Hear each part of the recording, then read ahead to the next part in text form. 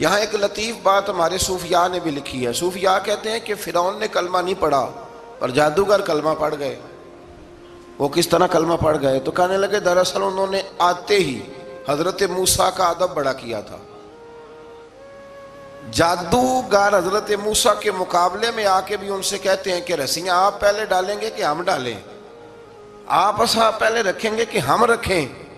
تو اتنا سا ادب کیا تو رب کریم نے فرمایا جو نبی کا ادب کرے وہ بے ایمان نہیں رہ سکتا. جو نبی کا ادب کرے وہ بے ایمان نہیں رہ سکتا، اور جو نبی کی بے ادبی کرے وہ ایماندار نہیں رہ سکتا. ختم ہو گئی بات.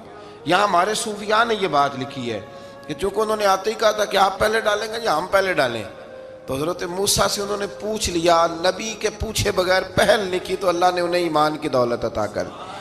ایک بات اور ذہن میں رکھیں کہ حضرت موسیٰ کے پاس عصا تھا، اژدہا بن جاتا تھا، لیکن پھر بھی جب فرعون نے حکم دیا کہ بیٹوں کو زندہ رکھو بیٹیوں کو قتل کرو، تو اس وقت حضرت موسیٰ علیہ السلام نے وہ معجزہ نہیں دکھایا.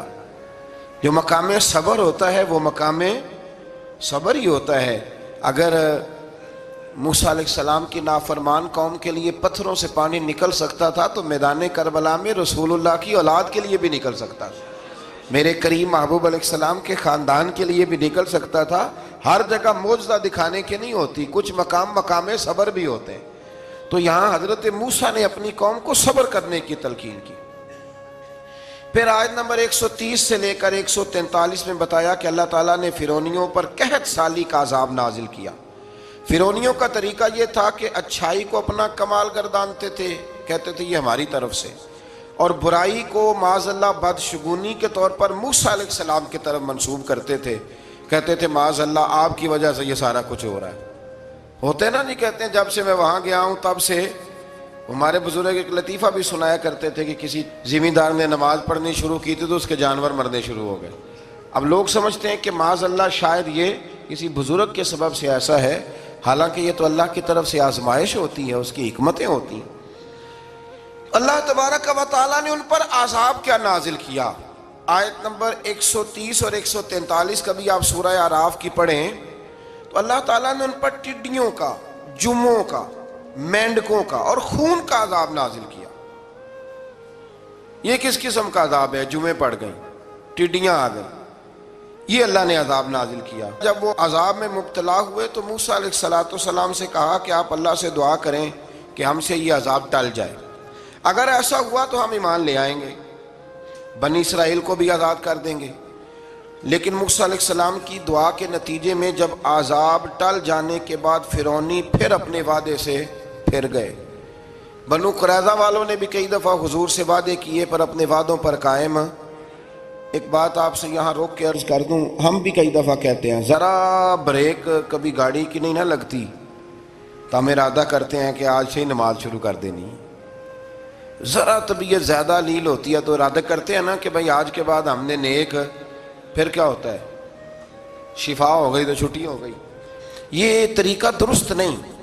یہ تو کفار کا طریقہ بیان کیا نا قرآن پاک نے. یہاں فرمایا جب اللہ تبارک و تعالیٰ نے انہیں نجات دے دی تو اپنے وعدے سے مکر گئے. تو پھر اللہ تبارک و تعالیٰ نے بنی اسرائیل کو سمندر پار کر کے ایسی قوم کے پاس پہنچا دیا جو بتوں کی پرستش کرتی تھی. وہ تو بچ گئے لیکن فرعونی سارے دریا کے اندر غرق ہو گئے. حضرت موسیٰ علیہ السلام سے کہنے لگے کہ ہمارے لیے بھی یہ خدا بنا دیجئے. حضرت موسیٰ علیہ السلام نے فرمایا بت پرستی کرنے والے جاہل ہیں. یہ بت پرست قوم کے پاس جب گئے نا بنی اسرائیل والے بت پوجتے ہوئے دیکھا تو کہنے لگے ہمارے لیے بھی سامنے بنا کے رکھ دو. فرمایا یہ تو جاہل ہیں، تم انہیں دیکھ کے اثر قبول کر رہے ہو اور اپنی جاہلیت کے باعث یہ ہلاک ہونے والے بھی ہیں. پھر اللہ تعالیٰ نے بنی اسرائیل پر اپنی نعمتوں کا ذکر فرمایا اور موسیٰ علیہ السلام نے اپنی قوم میں ہارون علیہ السلام کو اپنا جانشین فرمایا اور کوہ طور پر تشریف لے گئے. اللہ نے فرمایا وہاں آ جائیں، میں آپ کو تورات عطا کرتا ہوں. 40 دن کا یہ عرصہ تھا. موسیٰ علیہ السلام نے وہاں پہ جا کے، وہ سارا واقعہ بھی انہی آیات میں ہے کہ حضرت موسیٰ نے عرض کیا تھا کہ رب ارنی، یا اللہ میں تجھے دیکھنا چاہتا ہوں. تو فرمایا لن ترانی، تو نہیں دیکھ سکتا. وہ بھی یہاں اللہ نے ذکر فرمایا. پھر اللہ تعالیٰ نے اپنی ایک تجلی جب کوہ طور پہ ڈالی تو حضرت موسیٰ علیہ السلام تاب نہ لا سکے اور بے ہوش ہو گئے اور پہاڑ بھی ریزہ ریزہ ہو گیا، اس کا ذکر بھی اللہ نے انہی آیات میں فرمایا۔ آیت نمبر 144 سے 155 تک حضرت موسیٰ علیہ السلام کو رسالت عطا کرنے، کلیم اللہ کا منصب عطا کرنے، تورات عطا کرنے کا ذکر ہے۔ آگے چل کے بتایا کہ جو متکبر لوگ ہیں نا وہ آیات الہیہ سے منہ پھیرتے ہیں، اور جو لوگ اللہ کی آیات اور قیامت کو جھٹلاتے ہیں ان کے اعمال باطل ہیں۔ پھر موسیٰ علیہ السلام کے کوہ طور پر قیام کے عرصے میں بنی اسرائیل کے زیورات سے بچڑا بنا کر اسے معبود بنانے کا ذکر ہے۔ ان میں ایک جادوگر تھا سامری، سنا ہے سلالہ میں اس کی قبر ہے۔ حضرت موسیٰ کوہ طور پہ چلے گئے تو اس نے پیچھے سے نا سونے کا ایک بچڑا بنا لیا، اس میں سونے کی تاریں اس کے منہ میں لگائیں، ہوا چلتی تھی تو بجتی تھی۔ اتنے کمزور عقیدے کی یہ قوم تھی کہ انہوں نے فٹافٹ ماننا شروع کر لی، فٹافٹ ماننا، کہنے لگے یہ ٹھیک ہے۔ چنانچہ موسیٰ علیہ السلام جب واپس آئے تو قوم پر غصے اور افسوس کا اظہار فرمایا اور کہا میرے پیچھے تم نے ایسا برا کام کیا ہے۔ انہوں نے تورات کی تختیاں بھی زمین پہ ڈالیں اور اپنے بھائی ہارون علیہ السلام کا سر پکڑ کے اس سے جواب طلبی کی۔ انہوں نے کہا اے میرے ماں جائے، بڑے خوبصورت لفظ ہے قرآن پاک، اے میرے ماں جائے، اے میرے بھائی، قوم نے مجھے بے بس کر دیا اور قریب تھا کہ یہ مجھے قتل بھی کر دیتے۔ اب آپ مجھ پر سختی کر کے دشمنوں کو ہنسنے کا موقع نہ دیں، کبھی بھی دشمنوں کو اپنے اوپر ہنسنے کا موقع نہ دینا چاہیے۔ پھر آیت نمبر 151 میں موسیٰ علیہ السلام کی دعا اور کلمات استغفار کا ذکر ہے۔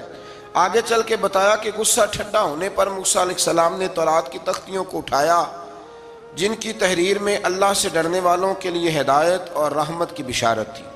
آیت نمبر 156 سے لے کر 158 تک میں موسیٰ علیہ السلام کی دعا کا ذکر ہے جس میں انہوں نے اپنی قوم کے لیے اللہ تعالیٰ سے دنیا اور آخرت کی بھلائی مانگی۔ اللہ تعالیٰ نے فرمایا یہ کامل نعمت میں ان لوگوں کو عطا کروں گا جو ایمان کے ساتھ تقوی بھی اختیار کریں گے، یہ انہیں ملے گی نعمت، اور پھر وہ زکوٰۃ دیں گے اور اس عظیم رسول یعنی نبی کریم صلی اللہ تعالیٰ علیہ وآلہ وسلم کی وہ پیروی کریں گے۔ یہ آیت نمبر 158 ہے، یہ سورہ اعراف کی۔ چونکہ حضور علیہ السلام کی بڑی عظمتوں کا اللہ کریم نے یہاں ذکر ارشاد فرمایا ہے، اور ایک تفصیل ہے نبی کریم صلی اللہ تعالیٰ علیہ وسلم کی سیرت مبارکہ کی۔ اللہ تبارک و تعالیٰ کبھی توفیق دے، اللہ تعالیٰ کبھی ہمت دے تو ان آیات پر غور کریں تو وہ نعتیں جو قرآن نے بیان کی ہیں حضور کی وہ بھی بڑی شاندار ہیں۔ قرآن مجید میں اللہ کریم نے فرمایا جو لوگ پیروی کریں گے اس رسول کی جو بغیر پڑھے ہوئے دنیا میں آئے، دنیا میں آ کے کسی سے پڑھا، بے پڑھے رسول کی جو پیروی کریں گے۔ کون سے رسول؟ الذی یجدونہ مکتوبا عندہم فی التوراۃ والانجیل، فرمایا یہ وہ رسول ہے جن کو لکھا ہوا تورات میں بھی پائیں گے اور انجیل میں بھی پائیں گے ان کی شانیں۔ وہ نبی کیا کریں گے؟ یأمرہم بالمعروف وینہاہم عن المنکر، وہ انہیں نیکی کا حکم کرتا ہے اور برائی سے منع فرماتا ہے۔ ویحل لہم الطیبات، اور نبی پاک ان پر حلال چیزوں کو، پاک چیزوں کو حلال کرتے ہیں اور گندی چیزوں کو ان پر حرام کرتے ہیں۔ حلال حرام کا اختیار اللہ نے رسول پاک کو بھی عطا فرمایا ہے، حضور کو بھی اللہ نے اختیار دیا۔ اسی لیے تو حضور کسی کو کہہ دیتے تھے چل تو نہ 5 نہ پڑھنا تو 2 ہی پڑھ لینا، یہ بھی حضور نے فرمایا۔ ایک بندے نے روزہ توڑ لیا تو فرمایا کھجوریں مجھ سے لے جا اور گھر جا کے کھا لے، روزہ بھی تو نہیں توڑا ہے تحفہ مجھ سے لے جا، گھر جا کے کھا، تیرا کفارہ ادا ہو جائے۔ نبی پاک صلی اللہ علیہ وسلم نے بڑی ساری جگہوں پہ اس اختیار کو، تو قرآن مجید نے کہا وَيُحِلُّ لَهُمُ الطَّيِّبَاتِ، پاک جتنی چیزیں پاک تھیں وہ میرے نبی نے تم پر حلال کر دی۔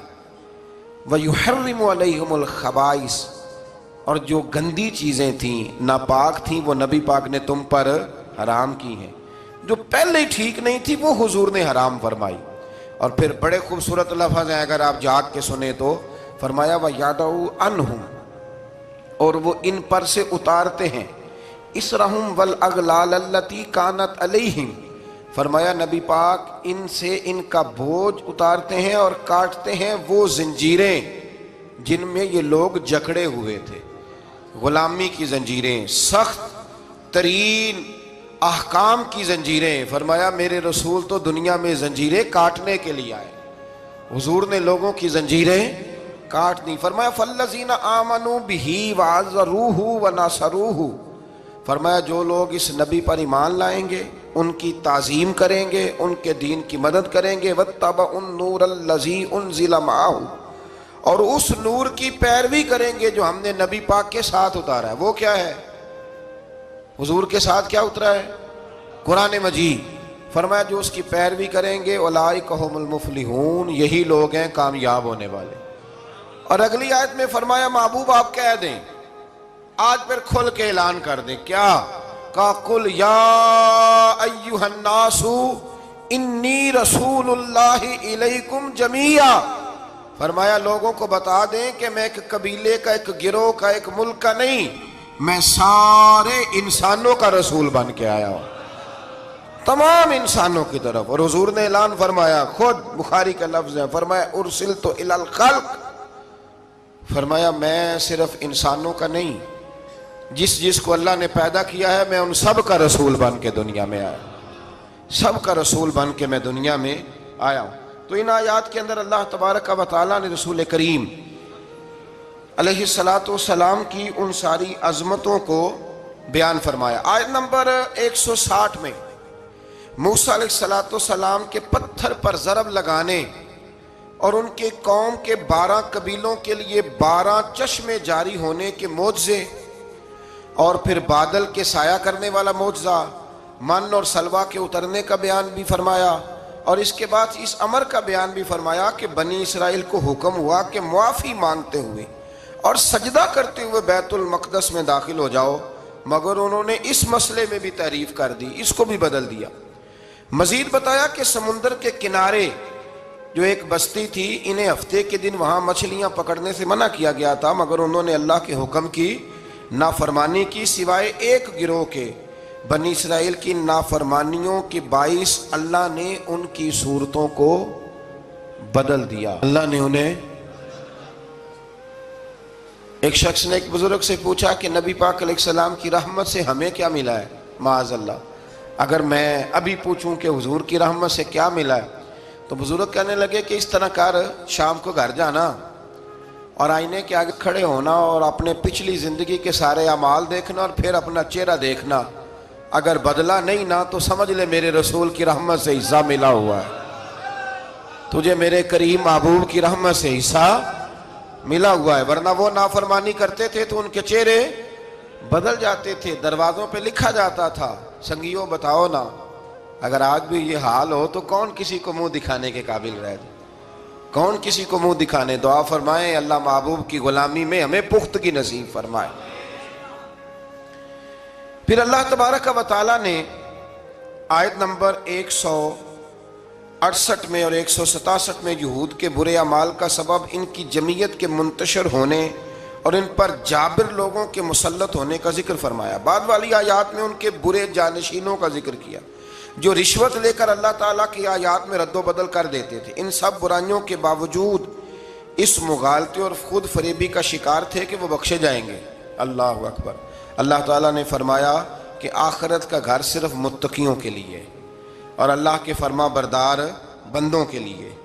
آیت نمبر 172 میں اس امر کا بیان ہے کہ اللہ تعالیٰ نے بنی آدم کی ارواح کو ایک جگہ پہ جمع کیا تھا اور جمع کر کے پوچھا الست بربکم، کیا میں تمہارا رب نہیں؟ تو سب نے بیک زبان کہا قالوا بلا، ہاں مالک تو ہی ہمارا رب ہے. وہاں گواہی دی اور یہاں آ کے مکر گئے، وہاں گواہی دی اور یہاں مکر گئے. تو ہمارے بزرگوں نے لکھا ہے اس وقت بھی سب سے پہلے جس روح نے گواہی دی وہ میرے اور آپ کے پیارے رسول کی روح ہے مبارک، سب سے پہلے. اور حضور نے فرمایا جو روحیں وہاں ایک دوسرے کو جانتی تھی وہ یہاں بھی ایک دوسرے کو. داتا گنج بخش علی اجویری رحمت اللہ لکھا ہے کہ حضرت حرم بن حیان کہتے میں حضرت اویس کرنی سے ملوں، تو کہتے میں ان کے پیچھے یمن گیا تو وہ یمن سے مکے چلے گئے، میں مکے گیا تو وہ مدینے آ گئے، میں مدینے گیا تو وہ مصر چلے گئے، وہاں سے وہ پھر یمن آ گئے. بالآخر میں نے نہر فرات کے کنارے انہیں دیکھ ہی لیا، وضو کر رہے تھے. میں نے ان کو سلام لیا تو میرا ارادہ تھا سلام کے بعد پوچھوں گا کہ آپ ہی اویس کرنی ہے، کہتے میں نے السلام علیکم کہا تو وضو سے فارغ ہو کر کہنے لگے وعلیکم السلام یا حرم بن حیان. تو میں نے کہا حضور آپ مجھے کیسے جانتے ہیں؟ میں تو پہلی دفعہ ملا ہوں. کہنے لگے میں ویس کرنی ہوں، تو حرم بن حیان ہے، میں تجھے جانتا ہوں. کہا حضور کس طرح؟ فرمایا عارف تو روحی من روحی کا، میری روح تیری روح کی واقف ہے، میری روح تیری روح کی. کن فیکون تے کل دی گل لے. وہ درویش نے کہا تھا نا کن فیکون تے کل دی گل لے، اسی اگے پریت رلائی. ہمارا تو پرانا جرانہ ہے بھائی، کن فیکون تے کل دی گل لے. اللہ تبارک و تعالیٰ سمجھنے کی توفیق عطا فرمائے. یہاں بڑے لطیف نقطے ہیں، بڑی باتیں ہیں، پر انشاءاللہ تعالیٰ کسی وقت کریں گے. اس آیت پہ بڑا کچھ لکھا ہے ہمارے بزرگوں نے، اور کمال کر دیا جس نے جو لکھا. بہرحال پھر آگے چل کے اللہ تعالیٰ نے ارشاد فرمایا آیت نمبر 175 میں، بغیر نام لیے ایک شخص کا ذکر فرمایا. بعض بزرگوں نے کہا وہ بلم بن بورا ہے، اور بعض نے کہا امیہ بن خلف ہے، اور بعض نے کہا ابو عامر فاسق ہے. ان تینوں میں سے ایک برائی ان تینوں میں مشترک تھی، تینوں میں وہ جرم پایا جاتا تھا. وہ یہ تھا کہ ان کے پاس علم بھی تھا، زہد اور ریاضت بھی تھی بلم بن بورا کے پاس، لیکن حضرت موسیٰ کے حسد کی وجہ سے تباہ ہو گیا. اسی طرح امیہ اور ابو عامر نبی پاک علیہ السلام کے حسد کی وجہ سے تباہ ہو گئے. کچھ لوگ صرف حسد کی وجہ سے ہی، پتہ ہے آپ کو، کچھ لوگ حسد کی وجہ سے تباہ ہو جاتے ہیں. ایک بادشاہ بڑا کنجوس تھا، تو اس کے سامنے ایک شخص اکثر آیا کرتا تھا. تو کسی نے اس سے کہا کہ بادشاہ سے انعام وصول کرو. اس نے کہا یہ بڑا کنجوس ہے، پر چلو اللہ نے مجھے بھی بڑا ذہن دیا، انعام لے ہی لیتے ہیں. تو کہنے لگا بادشاہ کا بھی انعام ہی دے دیا کر. بادشاہ کہنے لگا پہلے میرے سوال کا جواب دے پھر انعام دوں گا. اس نے سوال ہی ایسا سخت پوچھنا تھا کہ انعام بنے ہی نہ. حضرت رومی نے لکھا ہے کہ بادشاہ سلامت پوچھو سوال. تو بادشاہ کہنے لگا یہ میرے ہاتھ کی ہتھیلیاں، ان میں بال کیوں نہیں؟ پشت پہ ہے تو ہتھیلی پہ کیوں نہیں؟ اس نے بھی پھر کمال ہی جواب دیا. کہنے لگا آپ سخی بڑے ہیں، وہ دے دے کے نا بال سارے گھس گئے، وہ دے دے کے گھس گئے. بادشاہ کو بڑا ہی غصہ آیا، پتا تو اسے تھا نا میں کنجوس ہوں. بڑا غصہ آیا کہ تو سخی بڑا ہے تو دے دے کے تیرے ہاتھوں کے بال. غصے سے کے ساتھ کہنے لگا تو تیرے ہاتھوں میں کیوں نہیں بال؟ کہنے لگا بادشاہ تو نے دیا بڑا ہے تو میں نے لیا بڑا ہے. تیرے دے دے کے گھس گئے ہیں تو میرے لے لے کے گھس گئے ہیں. تو اس کو اور غصہ آیا. کہنے لگا تو یہ جو سارے بیٹھے ہیں یہ دربار میں ادھر بھی تو ادھر بھی تو ان کے ہاتھوں میں بال کیوں نہیں؟ کہنے لگا بادشاہ تو دیتا رہتا ہے، میں لیتا رہتا ہوں، تو یہ ہاتھ ملتے رہتے ہیں، ان کے مال مال کے گھس گئے ہیں. تو بادشاہ کہنے لگا بھائی بندہ تو سیانا ہے، تجھے کچھ نہ کچھ دینا ہی پڑے گا. تو اس نے دیا اسے. تو کچھ لوگوں کے نا مال مال کے ہی اللہ دیتا ہے، نوازتا ہے، پر ان کے حسد کر کر کے یہ ہاتھ گھس جاتے ہیں. بیٹھ کے نا پروگرام بناتے رہتے ہیں، اس نے ایسا کیا اس لیے آگے نکل گیا، اس نے یہ کیا. ایک صاحب مجھے ایک شخص کے بارے میں خبر دینے لگا، کہنے لگا وہ فلانا کیا، پھر اس نے ایسا کیا، تو پھر وہ جیک لگا، پھر وہ سیاست کی تو آگے نکل گیا. میں کہ پتا تھا تینوں بھی سارا ہی سی تھے، تم ہی لا لینا سی، کیونکہ تم بڑی باریک خبر دے رہا ہے کہ یہاں سے اس نے ایسے کیا تو پھر اس طرح کر کے اس نے ایسے کیا. ایسا نہیں ہوتا. جڑیاں گڈیاں آپ ہی اڈیاں، او نہ چڑھن اونچائیاں، او خی گڈیاں اچیاں اڈیاں جڑیاں سائیاں آپ چڑھائیاں.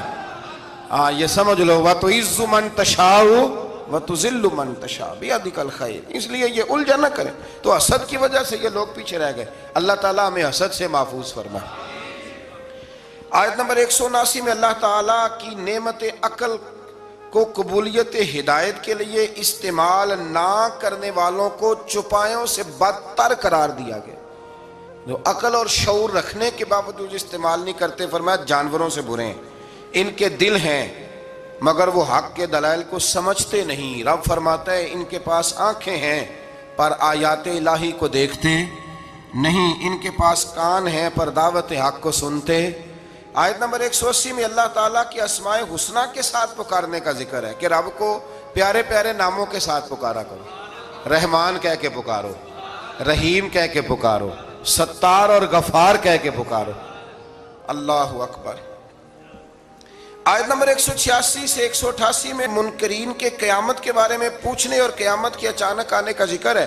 رسول اللہ صلی اللہ علیہ وسلم کو بارگاہ ربوبیت میں عجز و نیاز کی تعلیم دیتے ہوئے فرمایا کہ اے محبوب آپ یہ کہہ دیں کہ میں اپنی ذات کے لیے خود سے کسی نفع اور نقصان کا مالک نہیں ہوں مگر جو اللہ چاہے، اور اگر میں اپنی ذات سے غیب کو جانتا تو میں از خود خیر کثیر جمع کر لیتا اور مجھے کوئی تکلیف نہ پہنچتی۔ یعنی غیب کے علوم اور ساری نعمتیں رب ہی عطا کرتا ہے، رب ہی عطا کرتا ہے، اور کبھی بھی کوئی تکلیف پہنچے تو اس کی قضاء و قدر سے پہنچتی ہے۔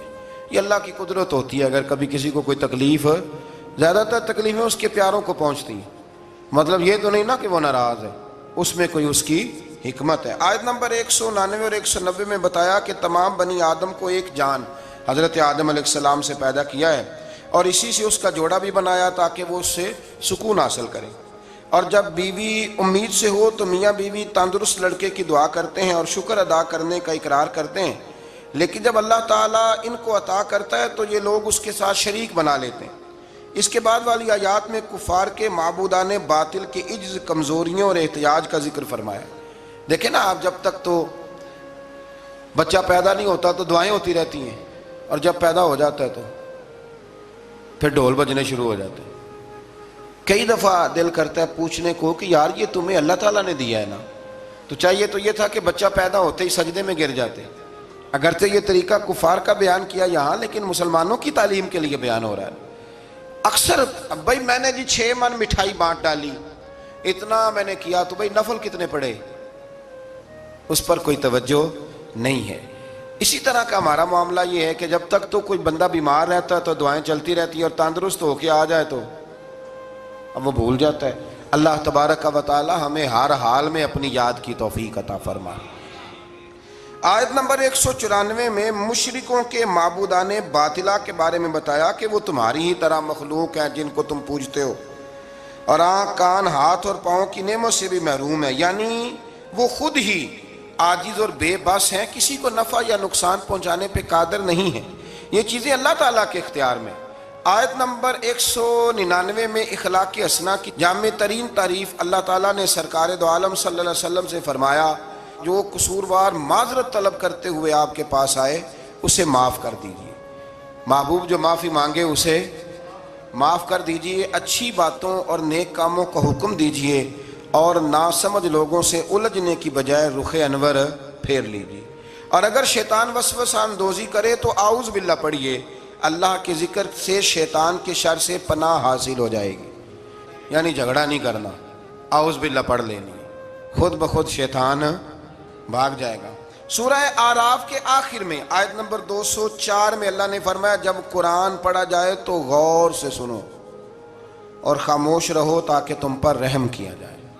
اللہ تبارک و تعالیٰ توفیق عطا کرے۔ آگے سورہ انفال شروع ہو جاتی ہے اسی پارے کے آخر میں۔ یہ سورہ انفال جو ہے یہ مدنی سورت ہے، اور عربی زبان میں انفال کہتے ہیں مال غنیمت کو۔ تو اس میں چونکہ مال غنیمت کا بیان ہے، اور اس کے ساتھ ساتھ اللہ تبارک و تعالیٰ نے اس میں جنگ بدر کے احوال کو، واقعات کو بڑی تفصیل سے بیان کیا۔ اس کی آیت نمبر 2 سے کامل مومنوں کی صفات بیان کی گئی ہیں۔ اس میں اللہ تعالیٰ نے فرمایا کہ جو کامل مومن ہیں وہ اللہ تعالیٰ سے ڈرتے ہیں، آیات الہی سن کر ان کے ایمان کو تقویت ملتی ہے۔ وَإِذَا تُلِيَتْ عَلَيْهِمْ آیَاتُهُ زَادَتْهُمْ ایمانا، جب اللہ کی آیتیں پڑھی جاتی ہیں تو ان کے ایمان بڑھتا ہے، یعنی ان کے ایمان میں پختگی آ جاتی ہے۔ فرمایا وہ اپنے رب پر بھروسہ بھی کرتے ہیں، نماز بھی قائم کرتے ہیں، زکوٰۃ بھی ادا کرتے ہیں۔ فرمایا یہ ہیں جو سچے پکے مومن ہیں۔ پہلے فرمایا کہ اللہ سے ڈرتے ہیں، پھر فرمایا جب قرآن پڑھا جائے تو ایمان مضبوط ہوتا ہے، پھر فرمایا اپنے رب پہ بھروسہ کرتے ہیں، پھر فرمایا نماز قائم کرتے ہیں، پھر فرمایا زکوٰۃ۔ یہ کون ہے؟ یہ پکے مومن۔ آیت نمبر 5 میں فرمایا کچھ لوگ جہاد کے لیے دل و جان سے آمادہ نہ تھے، اندر سے پروگرام نہیں تھا، اور مجاہدین کی خواہش یہ تھی کہ ابو جہل کی قیادت میں مشرکین مکہ کے مسلح اور منظم لشکر کی بجائے ابو سفیان کا وہ جو تجارتی قافلہ ہے اس سے ٹکراؤ ہو جائے۔ اللہ تعالیٰ نے مشرکین مکہ سے تصادم کو مقدر فرمایا تاکہ حق کی حقانیت اور غلبہ ثابت ہو جائے۔ اگرچہ کچھ لوگوں کا ارادہ یہی تھا کہ جنگ بدر میں ابو جہل کے لشکر سے ٹکرانا. آپ کو پتہ ہے نا کہ ابو سفیان قافلہ لے کے آ رہا تھا, اس کے لیے مسلمان نکلے تھے, وہ تو بچ کے نکل گیا. پھر ابو جہل 1000 کا لشکر لے کے آ گیا. تو اللہ فرماتے ہیں کہ اللہ نے اس لیے تمہارا ان سے مقابلہ کرایا تاکہ اللہ حق کو واضح کر دے. آیت نمبر 9 سے لے کر 24 تک بتایا گیا ہے کہ اللہ تعالیٰ نے بدر میں مجاہدین کے اطمینان قلب کے لیے اور فتح کی بشارت کے طور پر فرشتے نصرت کے لیے بھیجے. فرشتے آئے مدد کرنے کے لیے. میدان بدر میں سخت زمین اور پانی کے چشموں پر کفار کے پاس تھے, اور نرم زمین جس پر چلنا دشوار تھا مسلمانوں کے پاس تھی, اور پانی کی بھی قلت تھی, جس کی وجہ سے مسلمانوں کے دلوں میں طرح طرح کے وہم پیدا ہوتے تھے. اللہ تعالیٰ نے بارش برسائی, مسلمانوں نے وافر پانی جمع کر لیا, اور ان کی شرعی اور طبی ضروریات بھی پوری ہوئی. شرعی ضرورت کون سی ہوتی ہے جی؟ پانی کی, وضو کرنا, غسل کرنا, یہ کون سی ضرورت ہے؟ اور طبی ہے کہ پانی کا پینا. اور دلوں کو بھی اطمینان ملا کہ اللہ نے بارش عطا کر دی. اللہ تعالیٰ نے میدان جہاد میں پسپائی اختیار کرنے والوں کو اپنے غضب کا حقدار قرار دیا. میدان بدر میں رسول اللہ صلی اللہ علیہ وسلم نے مٹھی میں ریت لے کر کافروں کی جانب پھینکی. مٹھی میں پکڑ کے حضور نے پھینکی تو فرمایا یہ لوگ رسوا ہو جائیں. یہ ریت ان کی آنکھوں میں جا پڑی. اللہ تعالیٰ نے فرمایا کہ اے رسول صلی اللہ علیہ وسلم, وہ خاک آپ نے نہیں پھینکی بلکہ وہ تو اللہ نے پھینکی ہے. جس وقت آپ نے پھینکی تھی لیکن در حقیقت وہ اللہ نے پھینکی. کہا محبوبہ تو نے نہیں پھینکی, وہ میں نے پھینکی ہے, اس لیے کہ ہاتھ تھیرے تھے, طاقتیں خدائی تھی, طاقتیں خدائی تھی. تو اس طرح اگر حضور کسی کی مدد کرتے ہیں, مشکل کشائی فرماتے ہیں, تو دراصل وہ کون کر رہا ہے؟ اللہ. اللہ تعالیٰ نے بدر کو فیصلہ کن جنگ قرار دیا اور مسلمانوں سے فرمایا اے ایمان والو, اللہ اور اس کے رسول کے بلانے پر فوراً حاضر ہو جایا کرو جب رسول تمہیں اس چیز کی طرف بلائیں جو تمہارے لیے حیات آفری ہے. یہ آیت نمبر آپ جا کے ملاحظہ کیجئے گا 24, اور پھر اس کی تفسیر جس نے بھی لکھی ہے نا وہ پڑھ لیجئے گا. اتنا وقت نہیں کہ میں تفسیر میں جاؤں. جب بھی اللہ رسول بلائیں فوراً حاضر ہو جاؤ. حالانکہ اللہ تو بلاتا ہی نہیں, بلایا کون کرتے تھے؟ نبی کریم علیہ السلام. حضرت سعید بن معلہ رضی اللہ تعالیٰ عنہ کہتے ہیں میں نماز پڑھ رہا تھا تو حضور نے بلایا. میں جلدی سے نماز پڑھ کے فارغ ہو کے حاضر ہوا تو حضور نے فرمایا میں نے بلایا تو آیا کیوں نہیں؟ عرض کی حضور نماز پڑھ رہا تھا. فرمایا نماز پڑھتا تو قرآن نہیں پڑھتا؟ سورہ انفال میں رب فرماتا ہے جب میرا رسول بلائے فوراً حاضر ہو جایا کرو. یعنی معنی یہ کہ نماز توڑ کے آنا چاہیے تھا. یہاں میرے اعلیٰ حضرت نے لکھا ہے حضور بلائے تو نماز چھوڑ کے چلا جا, اور واپس آ کے نا جہاں سے چھوڑی تھی وہیں سے شروع کر لے. سجدہ صاحب کی بھی ضرورت نہیں, تو نماز مکمل کر لے. جتنی دیر تو مصطفیٰ کی بارگاہ میں حاضر تھا سمجھ لے میں رب کی عبادت میں ہی موجود تھا. ہاں اسی لیے اقبال نے کہا تھا اذان تو ازل سے تیرے عشق کا ترانہ بنی, اور نماز تو اس کے نظارے کا ایک بہانہ بنی. اور ادائے دید سراپا نیاز تھی تیری, بس کسی کو دیکھتے رہنا نماز تھی تیری. ادائے دید سراپا نیاز تھی تیری, اور کسی کو دیکھتے رہنا یہ نماز تھی تیری. آیت نمبر 25 میں فرمایا یہ مت سمجھنا کہ ظالموں کے فتنے کا وبال صرف ان لوگوں تک محدود رہے گا. اگر عمل بالمعروف اور نہی عن المنکر کا عمل رک گیا تو اس کے اثرات باقی معاشرے کو بھی بھگتنے پڑیں گے. یہ آیت نمبر 25 ہے. اگر نیکی کا حکم دینا چھوڑ دیا جائے, برائی سے منع کرنا چھوڑ دیا جائے, تو اس کا وبال صرف ان لوگوں پہ نہیں پڑتا, سارے معاشرے پہ پڑتا ہے. لوگ سمجھتے ہیں کہ ان درسوں کی, ان تقریروں کی, ان وعظوں کی کوئی اہمیت نہیں. یہ پڑھو رب کا قرآن. رب فرماتا ہے کہ اگر تم یہ کام چھوڑ دو گے تو ساری قوم وبال میں آ جائے. یہ تو فرض کفایہ ادا ہوتا ہے. بڑے سارے لوگوں کی طرف سے یہ معاملہ, یہ قرآن پڑھ رہا ہوں, قرآن پاک واضح آیات میں یہ حکم ہے. لوگ کہتے ہیں جی اتنا سال ہو گئے درس دیتے پھر لوگ بدلے کیوں نہیں؟